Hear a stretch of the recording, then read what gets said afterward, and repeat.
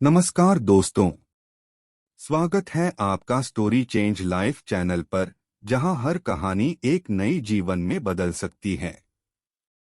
Like करें, subscribe करें और बेल आइकन को दबाएं ताकि आप हमारी हर नई वीडियो से अपडेट रहें।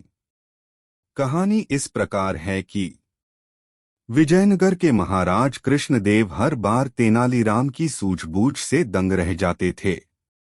इस बार भी तेनालीराम ने महाराज को हैरान कर दिया। दरअसल एक बार महाराज कृष्णदेव पड़ोस के राज्य पर जीत हासिल करके विजयनगर लौटे और उन्होंने उत्सव मनाने की घोषणा कर दी। पूरे नगर को ऐसे सजाया गया जैसे कोई बड़ा त्योहार हो। अपनी इस जीत को यादगार बनाने के लिए महाराज कृष्णदेव के मन में विचार आया कि क्यों न नगर में विजय स्तंभ बनवाया जाए। स्तंभ बनाने के लिए महाराज ने राज्य के सबसे हुनरमंद शिल्पकार को तुरंत बुलवाया और उसे काम सौंप दिया। महाराज के आदेशानुसार शिल्पी भी अपने काम में जुट गया और कई हफ्तों तक दिन रात एक करके उसने विजय स्तंभ का काम पूरा किया। जैसे ही विजय स्तंभ बनकर तैयार हुआ तो महाराज समेत दरबारी व नगरवासी शिल्पकार की कला को देखकर उसके कायल हो गए। शिल्पी की कारीगरी से प्रसन्न होकर महाराज ने उसे दरबार में बुलाया और इनाम मांगने को कहा। उनकी बात सुनकर शिल्पकार ने कहा, हे महाराज, आपको मेरा काम पसंद आया, मेरे लिए यही सबसे बड़ा इनाम है। आप बस अपनी कृपा मुझ पर बनाए रखिएगा। शिल्पकार का जवाब सुनकर महाराज को खुशी हुई, लेकिन उन्होंने जिद पकड़ ली कि वह शिल्पी को कोई न कोई इनाम जरूर देंगे। महाराज ने शिल्पी को कहा कि उसे कोई न कोई इनाम मांगना ही होगा। महाराज की इच्छा को जानने के बाद दरबार में मौजूद अन्य दरबारी शिल्पकार से कहने लगे कि महाराज खुले मन से तुम्हें कुछ देना चाह रहे हैं, तुम जल्दी से मांग लो। शिल्पकार अपनी कला में माहिर होने के साथ ही स्वाभिमानी और बुद्धिमान भी था। शिल्पी को लगा कि अगर वह कुछ नहीं मांगता तो महाराज नाराज हो सकते हैं। अगर वह कुछ लेता है तो वह उसके स्वाभिमान और उसूलों के खिलाफ होगा।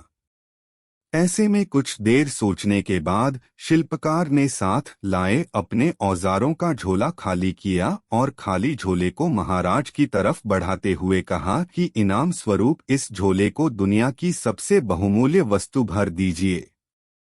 शिल्पी की बात सुनकर महाराज सोच में पड़ गए कि ऐसी कौन सी वस्तु है जो सबसे बहुमूल्य है। काफी देर तक सोचने के बाद महाराज ने दरबार में मौजूद राजपुरोहित व सेनापति समेत अन्य दरबारियों से इसका जवाब मांगा। घंटों सोचने के बाद भी शिल्पी को क्या दिया जाए, इसका उत्तर किसी को समझ नहीं आया। किसी से भी संतोषजनक जवाब न मिलने पर महाराज झल्ला गए और शिल्पी से कहने लगे कि इस दुनिया में हीरे जवाहरात से बढ़कर और क्या कीमती हो सकता है। चलो मैं तुम्हारा ये झोला उसी से भर देता हूँ। महाराज की बात सुनकर शिल्पी ने इनकार में सिर हिलाते हुए कहा, नहीं महाराज, हीरे जवाहरात इस दुनिया में सबसे कीमती नहीं हैं। मैं वो कैसे ले सकता हूँ। संयोगवश उस दिन तेनालीराम दरबार में मौजूद नहीं थे। किसी से भी समस्या का समाधान न मिलने पर महाराज ने तुरंत तेनालीराम को बुलाने का आदेश दिया। महाराज का संदेश मिलते ही तेनालीराम तुरंत दरबार की ओर निकल पड़े। रास्ते में ही सेवक ने तेनालीराम को महाराज की चिंता का कारण बता दिया। दरबार पहुंचते ही तेनालीराम ने सबसे पहले महाराज को प्रणाम किया और फिर सभा में मौजूद अन्य लोगों का अभिवादन किया।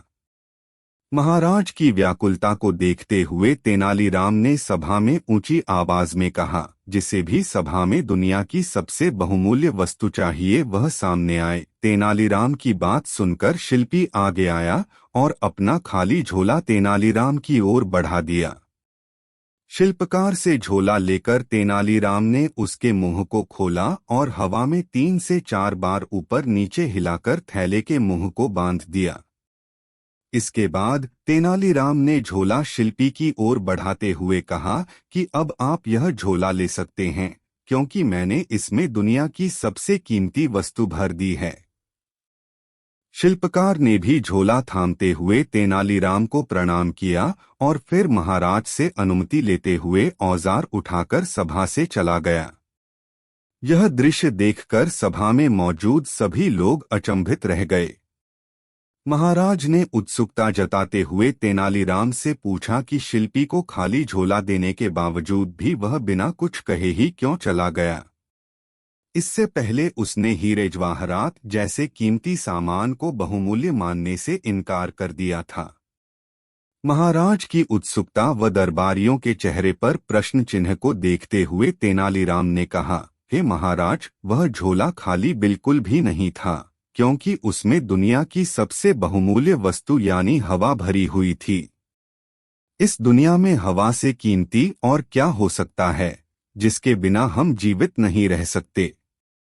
तेनालीराम का जवाब सुनकर महाराज खुश हो हुए और उसकी पीठ थपथपाने लगे। तेनालीराम की बुद्धिमता से प्रसन्न होकर महाराज ने उसे इनाम स्वरूप अपने गले से एक कीमती मोतियों की माला निकालकर पहना दी। कहानी से सीख। इस कहानी से दो सीख मिलती है। पहली यह कि धन से स्वाभिमान नहीं खरीदा जा सकता। दूसरी यह कि दुनिया में सबसे कीमती हवा है, जिसका मूल्य कोई नहीं चुका सकता। हमें यह मुफ्त मिलती है, इसलिए हम इससे कीमती दौलत को समझ लेते हैं। धन्यवाद दोस्तों कि आपने हमें देखा। लाइक करें, सब्सक्राइब करें और बेल आइकन को दबाएं ताकि आप हमारी हर नई वीडियो से अपडेट रहें।